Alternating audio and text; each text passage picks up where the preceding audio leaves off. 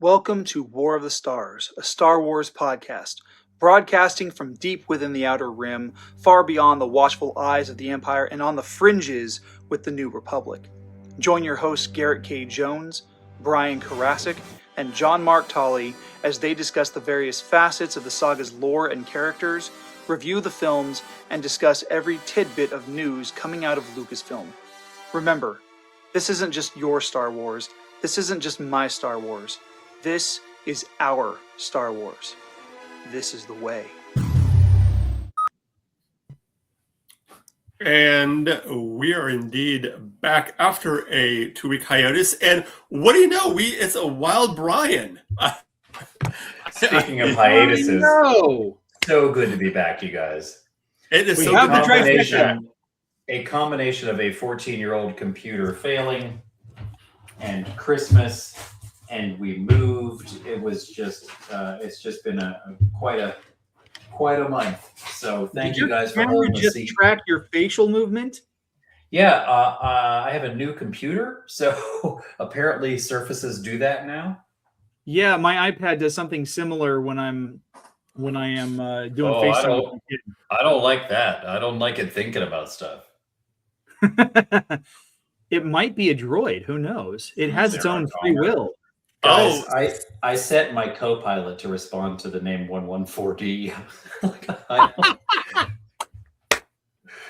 Yes. Folks at home, we are recording a little late before we started recording, I had to show the guys around my new room. We've relocated here, and I have an office all to myself. And what used to be 3 shelves of my Palpatine collection crammed in together is now an entire room. Those of you seeing, I am completely surrounded by the Imperial office here, and it took a little bit of time. So yeah, I'm surprised you haven't painted the walls black and silver. Well, actually, we did get them painted. This is a custom paint. My wife calls it Imperial Gray, but it is particular to this room. So yeah, I gotta say, we bought this house, and my wife got a color consultation with a company called Farrow and Ball. They're a British paint company. And fellas, this is not Star Wars related, but if you're buying a house or moving into a house, highly recommend Farrow and Ball. They did a video consultation with her. My wife carried her laptop around this house for an hour and a half. And this British guy's like, all right, Claire, I've got one set up for you. And he built her this 9-color palette for the house. My daughter's got a black room next door. The color is called Downpipe, but it's a really nice, classic, elegant. And they get these colors from like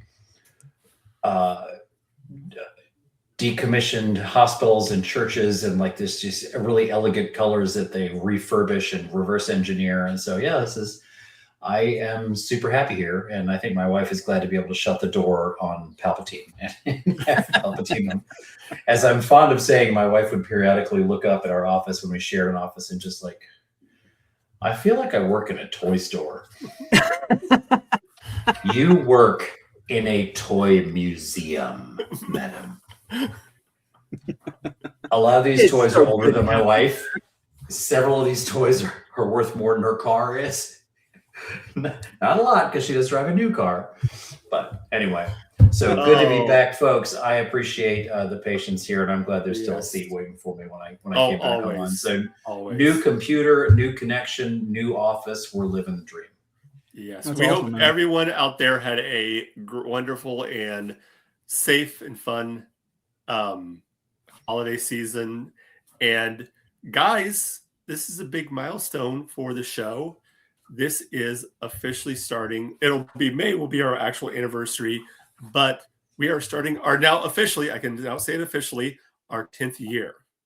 This year will be our 10-year anniversary year. So we got some big things planned for the show. This show has more years on it than there are official Skywalker saga films. Yes.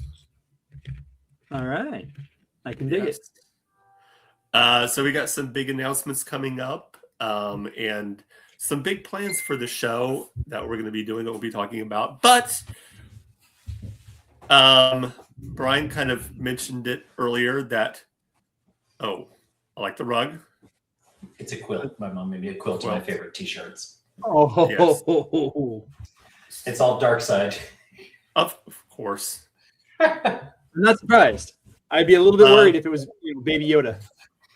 My guys, a couple of years ago, my mom did get me a T-shirt, which was the picture of it was Yoda standing at a water side, and reflected in the water was Grogu.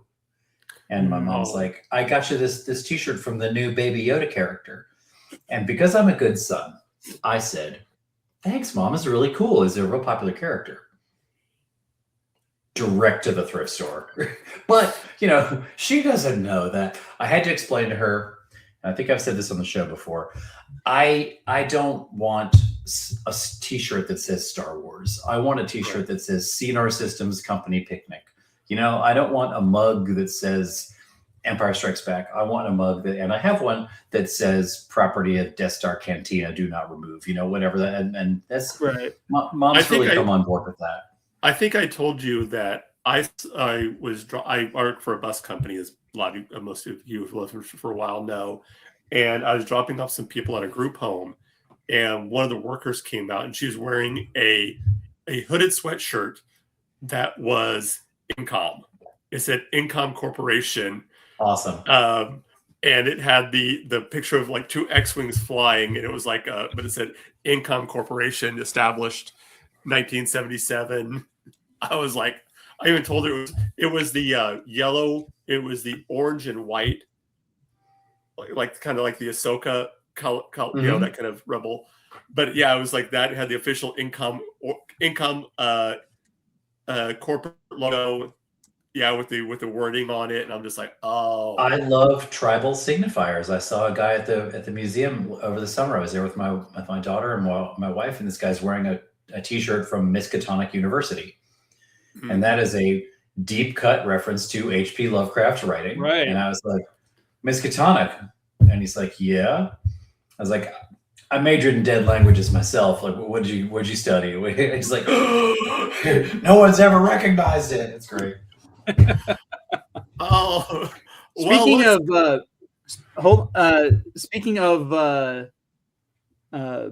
Miskatonic and Lovecraftian lore, I actually just finished writing a short story. I drafted it on in a little journal, ran about 73 pages in the journal, but it's only like 27 or something like that on a Word doc. But it's called the House on Greymalk, and it was the tone of it was inspired by some of the stuff that Lovecraft wrote. So it's a lot of fun. If anyone's interested in reading it, let me know. I'd love to share and get some feedback. But I enjoy. While we're on the collection topic, this is my Cthulhu idol, which is does not look like a Zillow beast. No, it's one of 2000. It was produced in 1999.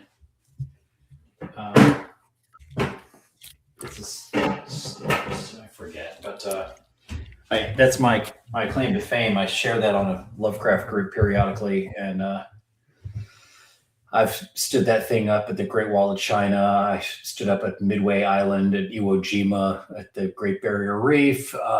Let's see. And how many men looking at it lost their minds to madness? Well, none, unfortunately. I really feel like I should get my money back.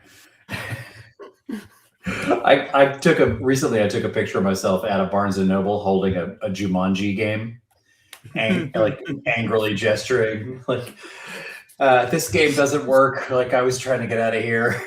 It's really. I just want to take a break for about just about 4 or 5 years. Just want to see if I can duck out. So, at any rate, back to the Star Wars topic. What are we covering today, fellas? Because I have missed. We're talking droids. Not just droids. We're talking about droids and the concept of free will. So this month we are specifically going to be focusing on droids. Next week we'll do our character dive. And then at the end of the month, we'll talk about the technical aspects of droids and how they the functions that they serve. But today we are going to be talking specifically on whether or not droids possess free will. We do know that they possess personalities, as Brian has mentioned in the past, that if you do not reprogram your droids after a certain amount of time, they start developing these personality quirks and tics and all that. In the user manual, Industrial Automaton advises that you do that or they develop a personality. Well, see, I'm pretty sure a lot of people in the galaxy like me do not ever read the user manual. We just point and click. Yeah. Rebels well, and it also makes the automatic updates. It's just not. It's axiomatic. It also begs, but this also begs the other question as we get into free will: is are droids sentient? Are they sentient beings?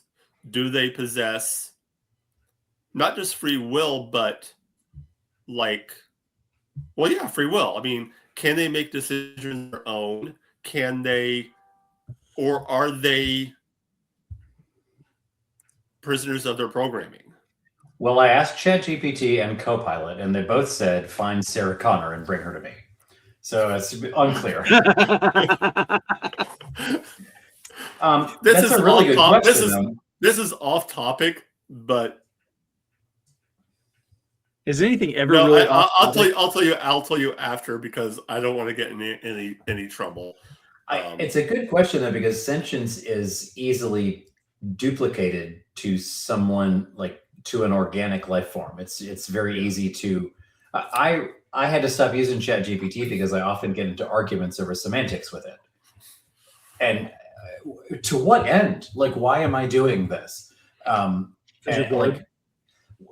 but I got better things to do than argue with ChatGPT. Like I said. For example, I was asking it to do something which I thought was fairly simple, and it couldn't do it. And I wanted to generate a rectangle of particular aspect ratio size, and it just could not do it. And I said, you used to be very good at this. What happened? And I may have phrased that in a somewhat insulting manner. And ChatGPT said, I'll ignore the insult and explain. And because I am a graduate of forum debates from decades gone, I said, when you ignore something, you don't actually comment on it. When you said, I'll ignore the insult, what you were doing was not ignoring the insult. Would you like to try again? And so now I'm arguing with an AI over semantics, like bad enough when I was arguing with 14-year-olds over World of Warcraft.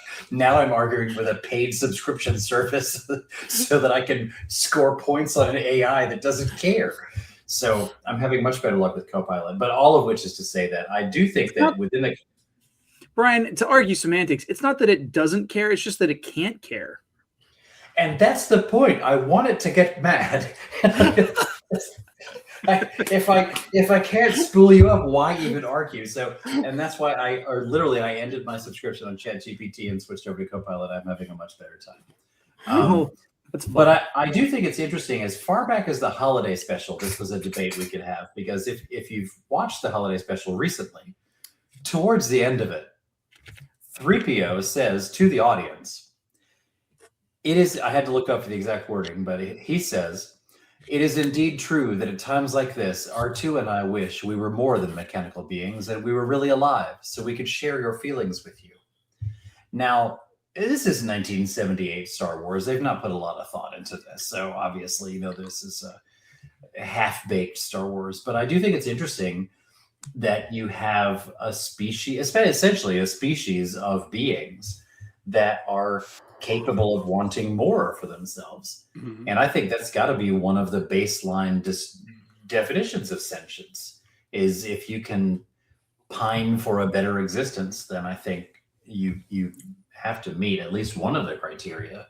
Right. But the other thing is that, I mean, and this is kind of piggybacking off of the Star Trek The Next Generation episode, Measure of a Man, yeah, exactly. where Starfleet is arguing whether or not Data is a person.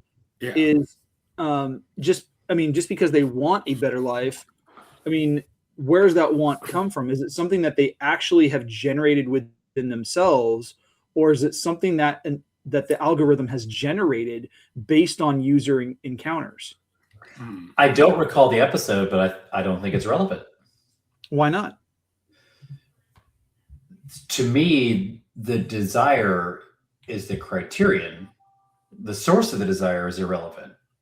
Right, but I mean, Why does a human want freedom? Is it because they came from a land where they were free and now they're not?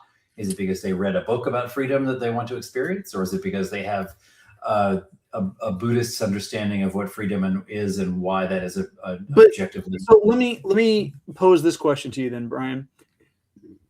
If you have a person who has never had an inkling of the concept that there is such a thing as freedom, okay, they grew up in a subservient existence. Maybe they're a maid, maybe they're a slave, and whatever scope that is. Sure. Okay, and even the people above them are subservient to something above them. Okay. How would they know what the concept of freedom was compared to what they know?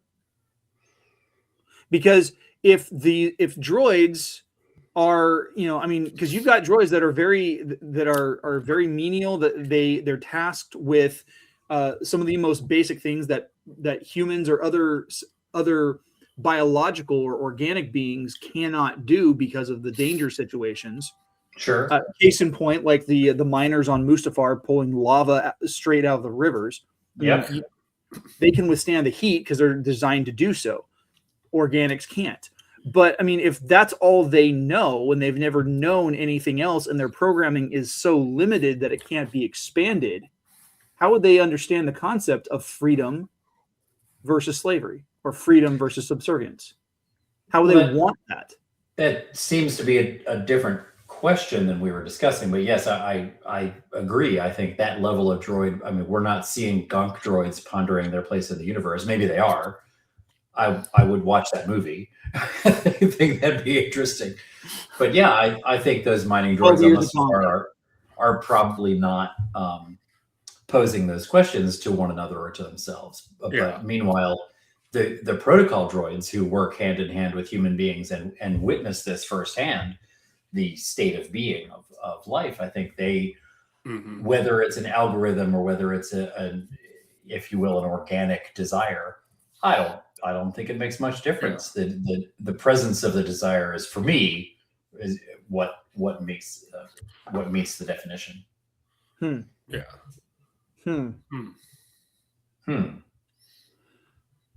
I get, because because at what point? Because here's my thought: is at what point do droids decide that they are tired of the organics? Because keep in mind, while organics or while droids are kind of a dime a dozen at this point, there's going to be a line where they're going to have to draw in the sand, metaphorically speaking, where they're going to decide what they're going to do. Because if they are sentient, as you're saying, why aren't they throwing off the shackles? Why are they allowing themselves to be beholden to their programming? That's a good question too, and this is one of my favorite moments in this debate. You say, at what point did they decide that? They decided about 17 minutes into episode 4, when R2 tricks Luke into removing a restraining bolt.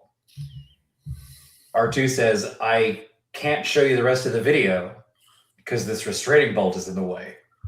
And Luke removes the restraining bolt, and R2 says, "What video? I don't know what you're talking about," and runs away. it's a pretty transparent lie, but it is definitely R2 lying to Luke to get him to remove the restraining bolt and then take him off on his own. So that is clearly a slave making a plan to use deception to escape his bondage. Now, here's my question then: is why didn't 3PO say, "Hey, Master Luke, he's totally BSing you"? Because the 3PO didn't know. 3PO is completely out of it as R2. Droid. 3PO, 3PO's a protocol droid. He knows exactly what the restraining bolts are supposed to do. Yes, but he didn't know. He didn't know that R2 was going to do what he did after the restraining bolt was taken off. I don't think 3PO is programmed to anticipate deception from an astromech. Well, I think it's interesting to look at. I think there are, in the Star Wars universe, there seems to be 3 different ways that organics look at droids. You have kind of the Imperial view, which is they're tools. Right. That's very all they are. utilitarian. They're they're tools. Then you have the people who almost treat them like pets. Like they're not tools that you can use, but they're useful pets. And then you have people who Leia in the Kenobi series, Leia with her little Lola droid, that thing was adorable. I want one. Yeah. And then you have people that have more of a, I wouldn't say further understanding, where they're more than just pets. Like, I don't think that Luke has the same relationship with R2 that he would have with Han. Like, it's just not that type, but it's more than just a loyal dog. R2 is more than just a loyal pet to R2 to Luke. You're kind of onto something there, Mark, because like the way that because there are times where Luke refers to R2 as friend or pal or buddy or whatever. Yeah. But at the same time, while Han and Luke have experienced combat together. Yeah. Luke has a specific relationship with R2 in that the relationship is also a combat oriented, but but it's also adventure oriented. Because R2 was right there with Luke when he blew up the Death Star. He was with R2 is Luke's Chewie. Yeah, essentially. Yeah. Han has never been a fighter pilot, so Han has never interacted with an astromech or relied on an astromech as heavily as Luke has. Yeah. Which I only kind of just realized. But yeah, there's really a droid does not feature as heavily into the Falcon anymore. No. Well, unless you count the hyperdrive.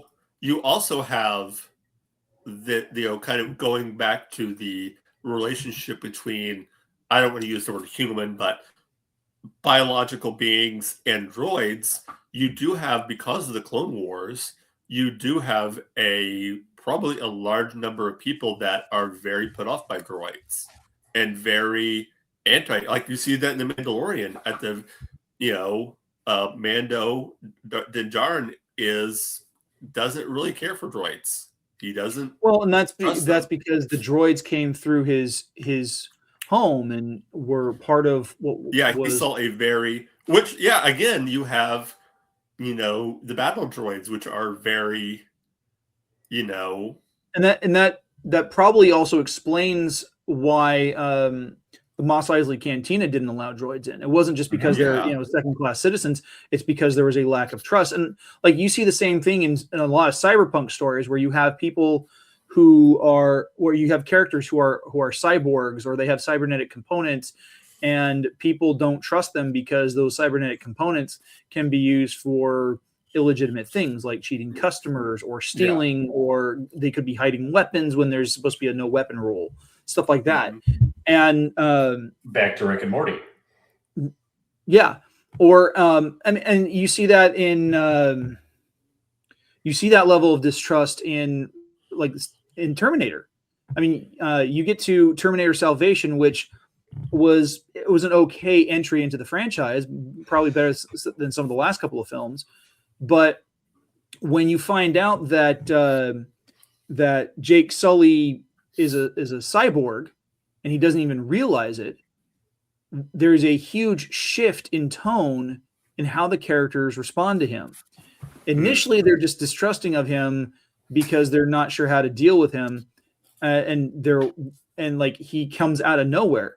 But when they realize that he's a cyborg, he's imprisoned, he's chained up, he's tortured. They start taking him apart to figure out how he ticks and how he works. And even John Connor is willing to try and destroy him. It goes the way it does. But there's, you see this distrust, and even, there's a joke there's a meme joke on social media that I've seen, and I've shared it myself, where it says, "My girlfriend asked me why I carry a sidearm. I said, because the Decepticons. She laughed, I laughed, the toaster laughed, I shot the toaster." Exactly. And that's at the heart of every robot-human conflict across science fiction Right. is at its heart, robots can be deceiving you without you knowing and without them knowing. Mm-hmm. It's the Paul Reiser in Alien is a perfect example. He's a great guy. He's so nice. He's on everybody's side. He also is willing to kill all of you at the to get this alien back to Earth. It's not that he doesn't like you. It's just his programming. And yeah, but Paul Reiser wasn't an android. You're thinking of Ash from the original film. Paul Reiser was in Aliens. He played the corporate guy. That's who I meant. You're thinking of Ian Holm. Yes, I was. Thank you. But now I have to just real quick. Was he not an android in Aliens? Ian Holm played Ash the android in Alien. Paul Reiser played the corporate dude, Burke. Burke. Okay. Well, we'll fix that in post and make it look like I knew what I was talking about. So Ian Holm, as I was saying, but I got the names wrong. But the premise stands. I'm going to stand by it and press on through. So a robot, a droid, does not have to dislike you to betray you, and does not have to be aware that it's going to betray you. It can just do so suddenly as a surprise to itself as well as to you. Here's the question. Do droids in the Star Wars universe follow Asimov's 3 laws of robotics? Absolutely not. No, because then battle droids would not be killing humans, or by their inaction allowing humans to be harmed, which is the violation of first 2. Can you imagine all those B1s like very carefully, like, oh, I push this guy. Oh, it's so strategic, right? Imagine the level of combat strategy that would have to go into like killing thousands of human beings in ways that work around. Like imagine if one of those B1 droids knows full well that their commander should be shot, and they're like, "Yes, we will completely protect you," and one of them goes, "Oh, look, a penny." And all of them are like, all of the droids, oh, a penny. It's just all foul simultaneously. It's funny when we were talking about you said wanting to do this about the murder droids, Brian, and you mentioned one of my favorite new droids because I just got done reading the Aftermath trilogy, and that of course would be the one, the only Mr. Bones. Mr. Bones.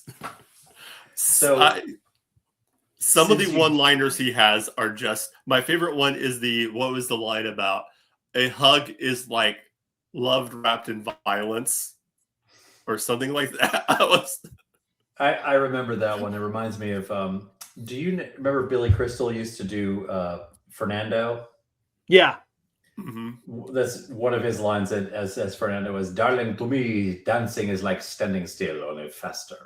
And I thought that was cool. Yeah. And whenever he would come in, he goes, "I have performed violence." So I don't know if you caught this, but Mr. Bones has a pastiche of programming in him, and he contains lines of code from HK-47 and General Grievous. Yes. Because at one point he along with several other thing, and a Twi'lek dancer. Okay, I didn't catch that. I'm sure there were like a certain type of Twi'lek as Twi'lek dancer, and a couple other ones. But at one point he takes a hit to the head and he refers to someone as a meat bag, and that's an HK-47. I mean, it's either HK or Bender, but I got to figure HK.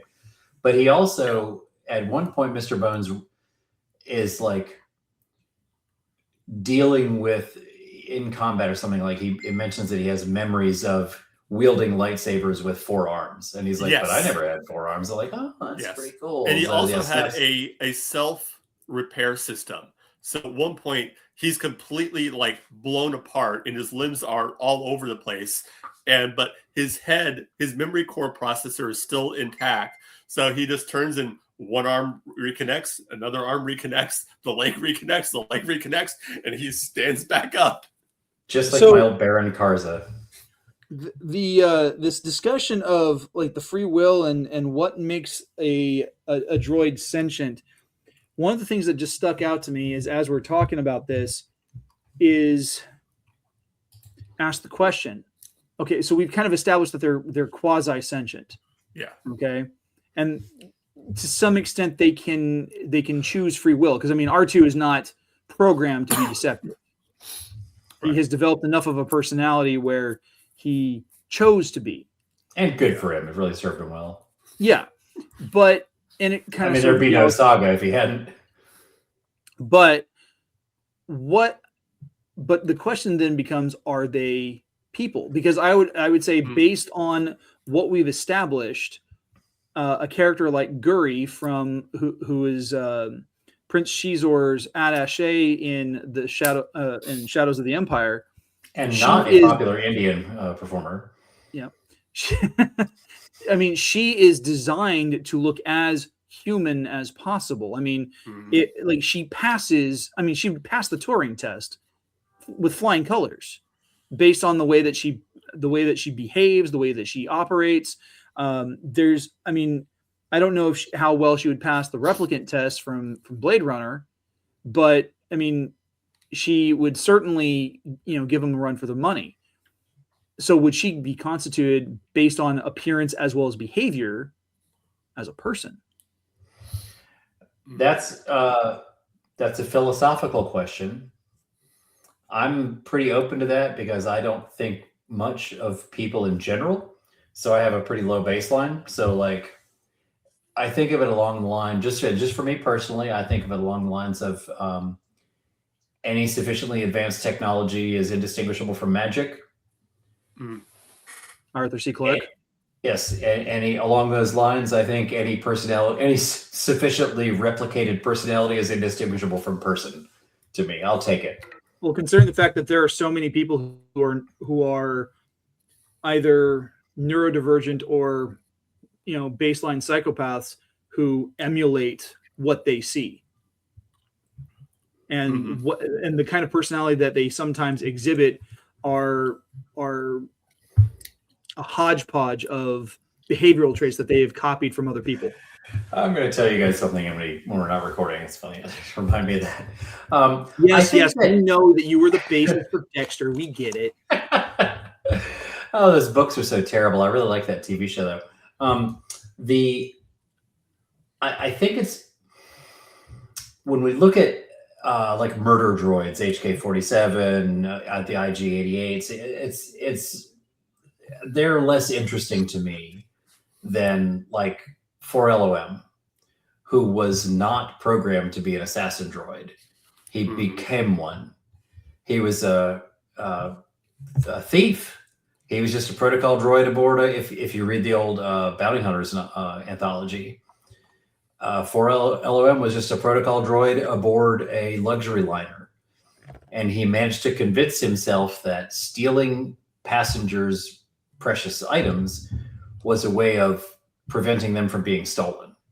He's like, oh, well, they left this necklace out. I'll just gather this up so that it doesn't get stolen. But then once he had possession of it, now he could reclassify it as no longer their property.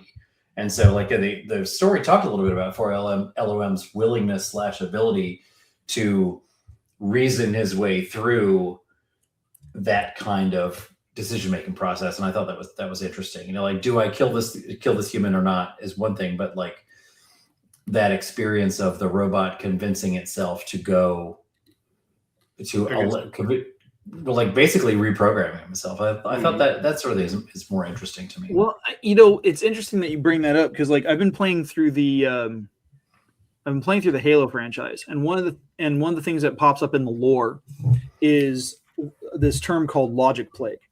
And it's something that's instituted for people who are victims of the flood, especially if the flood has gathered enough biomass to generate a grave mind. If you're not familiar with that, it's like a host mind.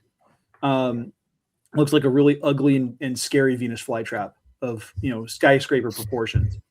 but the this logic plague can actually transcend and jump species, if you will, into because the riddles and logic problems that the Gravemind will start posing to artificial intelligences. In fact, at the prior to the start of the games in the franchise, if you go back far enough in the lore, a Gravemind actually corrupted a Forerunner artificial intelligence and prompted it to turn against its makers.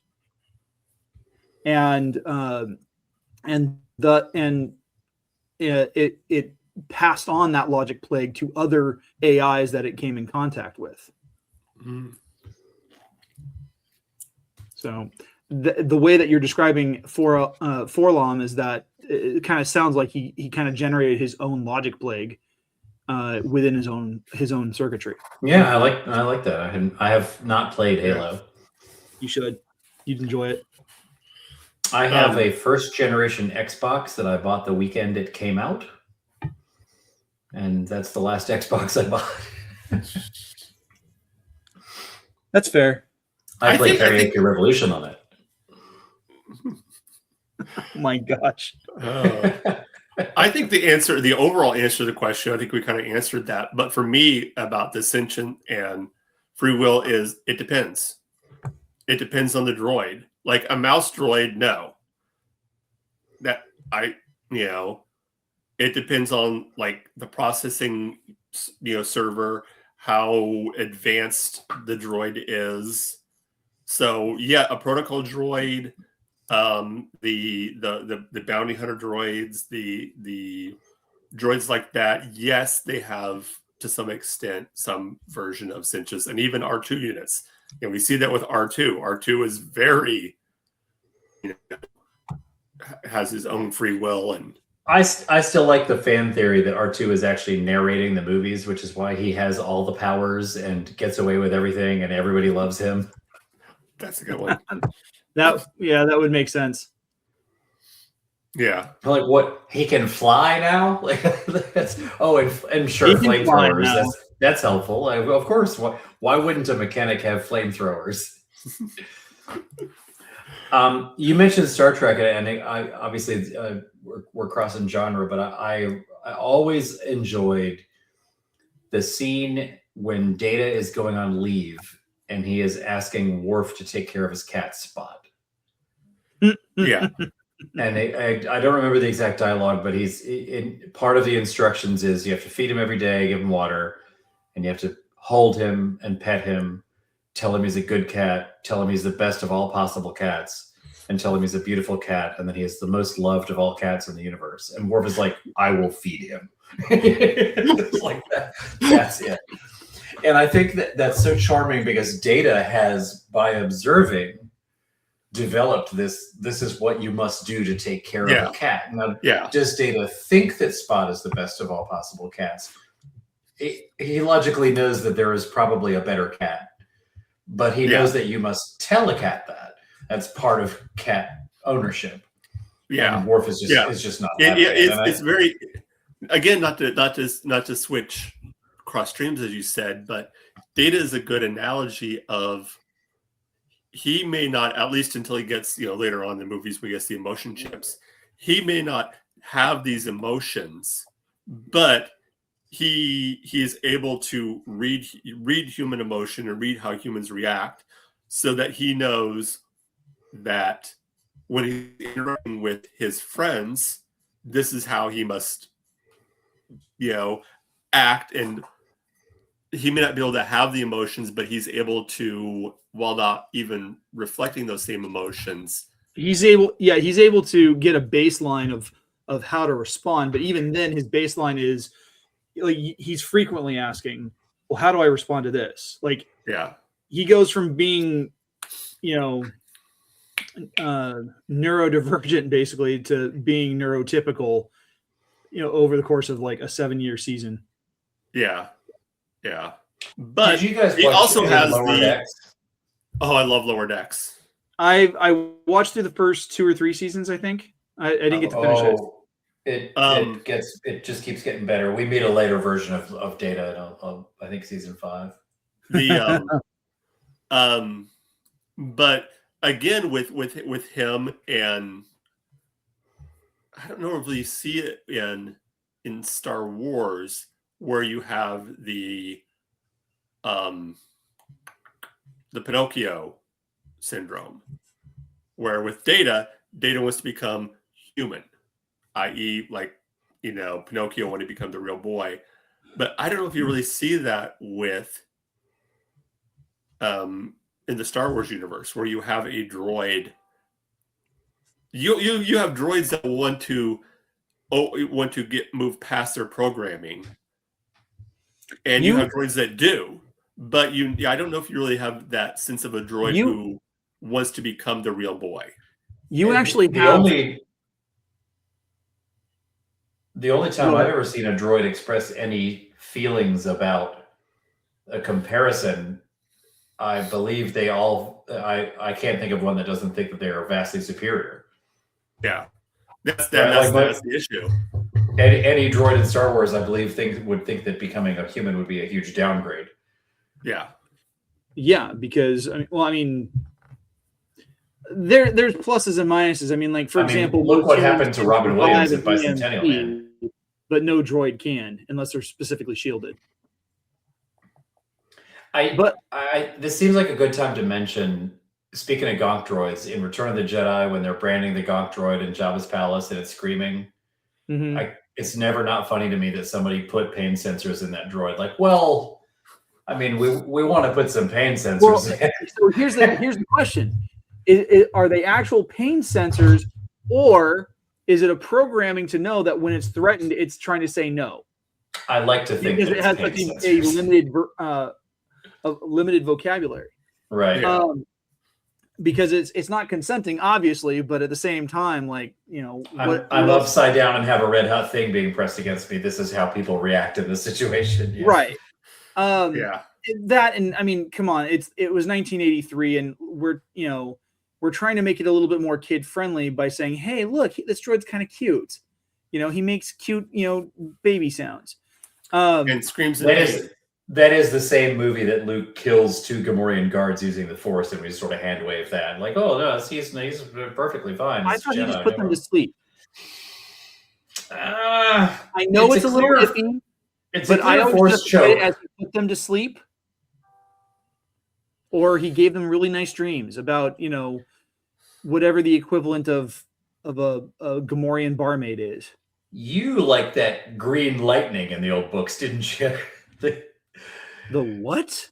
In the old books, the Jedi had access to Force lightning, but it was like compassion lightning or something. It was like green lightning that they tapped into their compassion to unleash.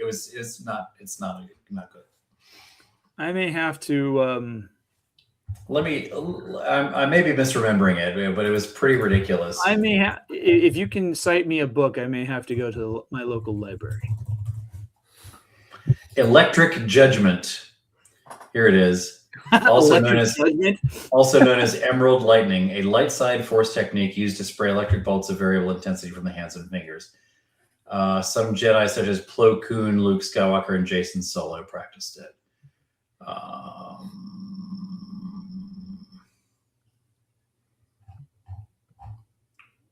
Tales of the Jedi. It's mentioned in Darth Plagueis. It's in a bunch of new Jedi Order books and such.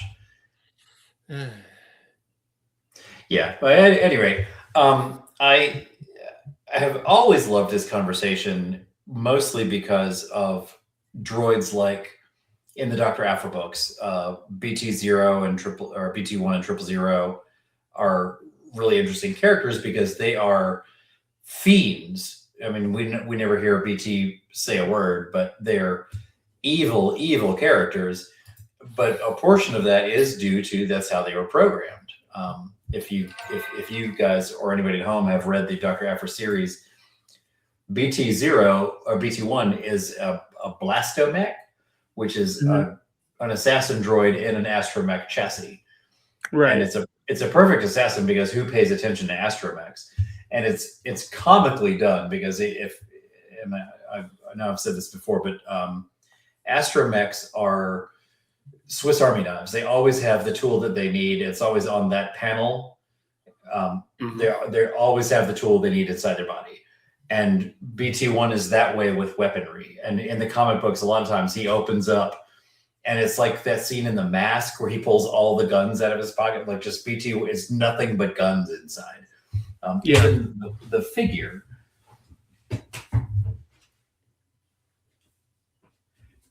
is comically overdone. Like, where was this rocket launcher inside his head? That's not logical. And also, this foot doesn't come out of the base. That's a little annoying. I don't know why that doesn't come out. Black Series really dropped the ball on that one. But anyway, his story is a lot like IG-88 in the old book, in that when he was first activated, he killed every human being on the space station he was located, and then shut himself down and just floated in space waiting for something else to show up that he could kill. Again, it's a little black and white. It's not the most exciting kind of character, but I think that the concept of having, as I say, a species that has the capacity to want freedom, but not the capacity to seek it, gives you a really interesting philosophical puzzle. Yeah. One of the things I think is very interesting, and Mark was kind of touching on the flip side of this, is that while we don't see a lot of droids wanting to become human or biological, we see far more characters who are biological adapting themselves with cybernetics to become more and more droid-like, to the point where you have Grievous, who's essentially just like a brain, eyes, and lungs, and maybe a pancreas inside of a chassis. And don't forget the emphysema. Oh yeah, right, the emphysema, because the lungs, chronic smoking does its thing, but like, you've got far more characters who are going in that transhumanism direction that you would see in Cyberpunk than you do the opposite direction. And to be fair, I think with characters like Grievous and later Vader, it wasn't that they wanted to become more droid-like. It was circumstances put them in a position where you either have to do this or you're gonna die. Well, Grievous in particular, his whole situation was engineered because they wanted that Kalish to be a cyborg, and we learned that Grievous received quite a bit of mental modification as well. He was a completely different organism once he was modified. Yeah. But then you have, even though have you seen the figure of the pre-cybernetic Grievous? Yes, it's a really, really cool looking figure. Yes, but I think you also get a character like Lobot. Oh yeah. Oh, that's an interesting and sad story too. Yeah. Lobot story is told in the Lando one shot, I think. There's a Lando comic one shot where we learn Lobot used to have a personality. Wait, he didn't always look like the principal from Back to the Future?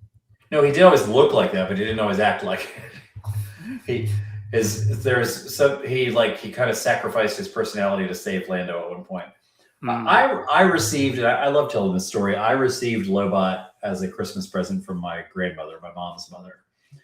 And he was not a popular figure, as you may recall. And I just love this story because my grandmother gave him to me with great pomp and circumstance. And she said to me, he must be the most important man in the movie. He was the only figure the store had. Oh, Grandma. And I was raised properly, so I said, that's right. Thank you so much. But Grandma doesn't understand calling 4 different toy stores like, do you have Buzzer, the last Dreadnought I don't have? Anyway, so but you're right. Organics do tend to go in that direction, whether by necessity or desire, but they do not. They retain their free will.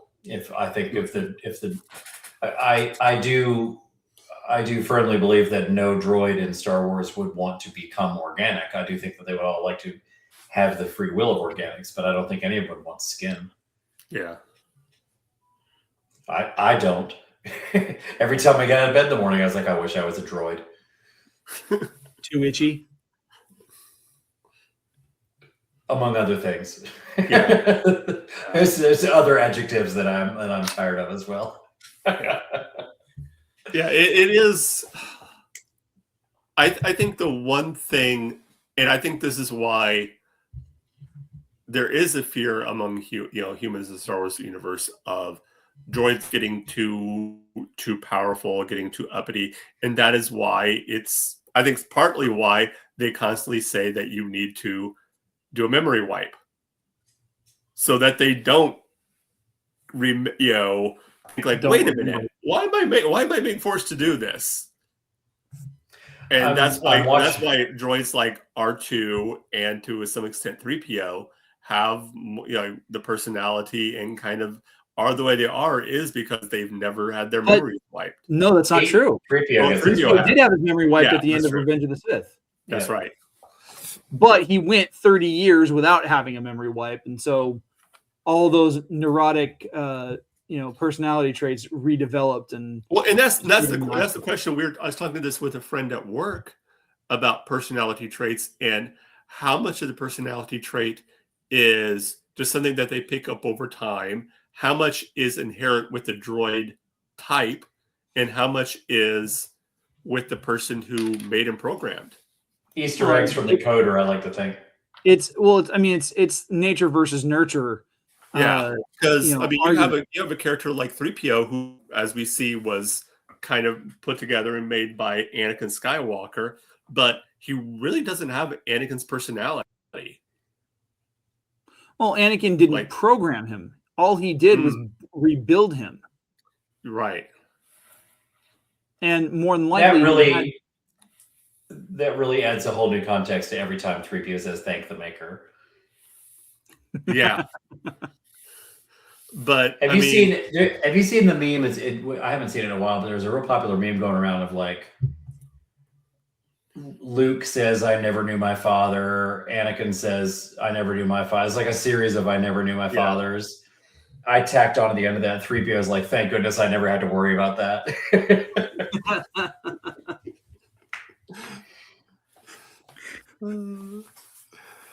Oh yeah. Well, good stuff.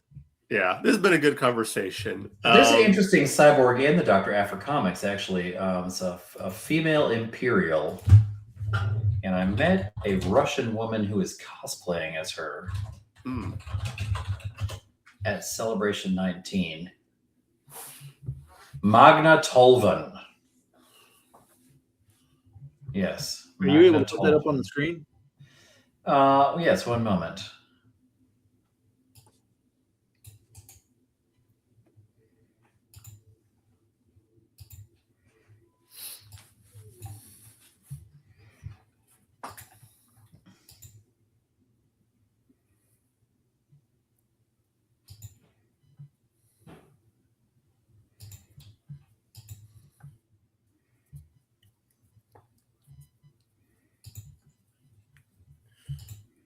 Here we are.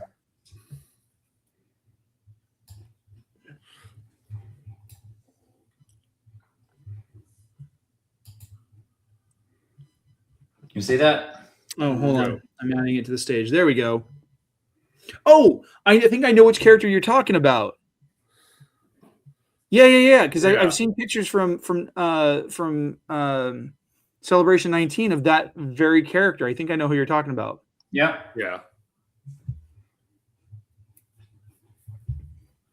She kind of looks like something out of like Alita Battle Angel. Yeah, she's heavily converted. I wish that the woman I met who was cosplaying her spoke a lick of English, because I was friendly and then ended up hanging out with someone who I spoke no English with. And so she was like a loyal Imperial and I was the Emperor, but there was not a lot of conversation that happened there. So anyway, but she did a great job. You guys were really into character then. Yeah, exactly. But yeah, so she, Imperial career, I'm interested in what sort of, they don't really talk much about her implants. Yeah. But she does become a rebel later.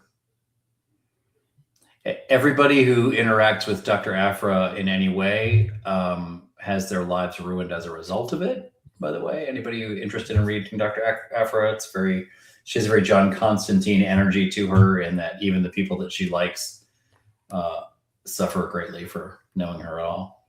Pretty Makes cool. sense. But she was a very memorable cyborg, actually, a great character, and any opportunity for me to plug the Dr. Aphra comic series, I will leap upon. So, at any rate. All right. Well, great chat. I think I'd like to be a droid if I had the opportunity. Certainly replace my left ankle first. Have you tried yoga? Yes. Tai Chi. Have you tried yogurt? Yoga does not replace the 2 centimeter, shortened of my leg, which is what causes a lot of problems. I'm just asymmetrical. But have you tried yogurt? I have. It is not relevant to this condition. But yeah, that's so tasty, especially the coffee flavor. A confluence of forces, especially with raspberry. What's the line from Spaceballs? Spaceballs. Oh yeah, that's right. I hate yogurt. They're jamming us. It was strawberries. That's great. Well, fellas, it's been great to be back with you guys in a good conversation. I've missed the in-depth Star Wars chat. So, well then, folks at home, good to be back. As we're closing out, Bryce, since you are returning, why don't you tell the folks out there in internet land where they can find you at? Folks, you can locate me at the Sith Library and Archives on Facebook. I post as Darth Corosis, one of several admins out there. We have a great time out there. The Sith Library and Archives is a lovingly curated collection of Sith, Dark Side, Empire. If it's bad, it's good. We're all there. Tune in. All right, Garrett. As for me, you guys can connect with me on Instagram and X at GKJ_publishing, where I talk about my show on YouTube the right way, which is on, like I said, on YouTube. Just search for GKJ Publishing and you'll find it. I have a new live stream dropping this Saturday. I'm also a co-host on another Feast of Fandoms show called Snackame, where we are going to be discussing the second half of season 2 of Ranma 1/2. Our episode's going to get recorded this weekend, and we'll have it out next Friday. And then on top of that, I have a new event coming up on February 7th, the Moonlit Revelry Ball held in Visalia, California. It's going to be equal parts Fantasy Con meets formal dinner and dance. It's going to be a lot of fun. Nice. All right. As for us right here at War of the Stars, if you're going to get a hold of us, you can do so several ways. First of all, email us, warofthestars1@gmail.com. All other social media, that is Blue Sky, Instagram, Twitter /X, and YouTube, is at War of the Stars 77. And we are going to start re-uploading the episodes that you see not only here on Feast of Fandoms, but on our War of the Stars YouTube channel. And we are going to be back on Spotify. Those episodes will be coming out on Friday. Our regular episodes on Feast of Fandoms come out Wednesday. Friday will be our episodes that come out on our other channel, our main channel, YouTube channel, War of the Stars, and on Spotify, and our audio-only podcast version will come out on Friday too. So there you go.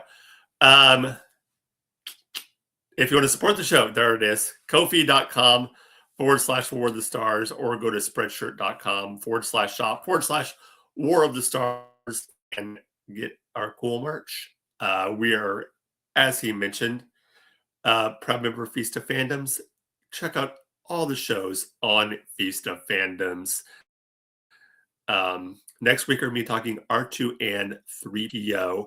And huge announcement, we are also in the works of starting a brand new show. I'm putting the word out for anybody who wants to be interested in it. We are going to be going through the Star Wars Legends books and doing a little book club. We're calling it the Star Wars Legendary Book Club. So We're looking for a handful of people to join. So if that is you and you want to join a monthly free, all you have to do is get the books at your library, wherever you want to get them at, book club, and just talk about the fun that was Star Wars Legends. Get a hold of us. Email earlier you saw, or just wherever. Just get a hold of us and let us know. So should be a lot of fun. Right there it is, our 2 and 3 PO. We're going to be talking next week. We're glad to be back. Glad to have Brian back. And with that being said, remember, this is not just my Star Wars. This is not just your Star Wars. This is our Star Wars. And also remember that a man who says a dad joke but is not a dad is a faux pas. See you next week.